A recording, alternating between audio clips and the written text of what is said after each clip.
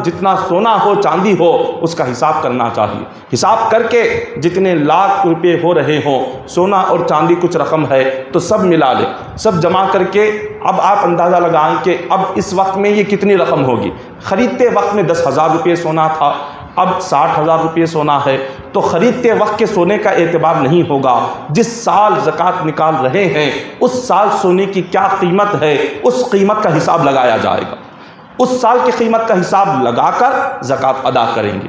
तो माल कितने भी तोले सोना हो, जितने तोले चांदी हो, वो तमाम सोना और चांदी की रकम इस वक्त अगर हम उसका हिसाब लगाएं तो कितनी होगी उसका हिसाब पहले कर ले। और जितने लाख होती है, 1 लाख पर 2,500 रुपये, 2,500 रुपये 1 लाख पर ज़कात निकालनी है। जितने लाख होंगे उसको इसी तरह ये 2,02,500 रुपये के लिहाज से 1-1 लाख पर ज़कात निकालते जाएं।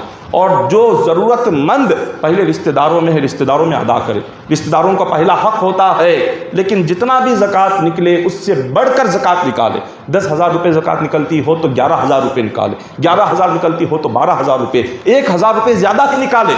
उसको कम करने की कोशिश करेंगे तो अल्लाह ताला उस 1,000 के बदले में अल्लाह 10,000 रुपये निकाल देगा।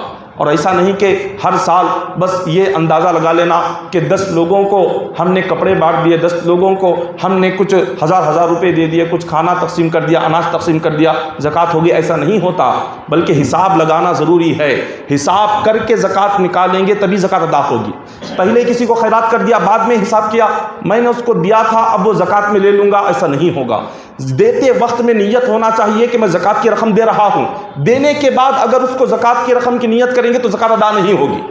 देते वक्त में नीयत होनी चाहिए। काफिर को ज़कात नहीं दे सकते, मुसलमान को ही ज़कात अदा कर सकते हैं। तो ये तमाम ज़कात के मसाइल है, इन मसाइल पर आप अमल करें।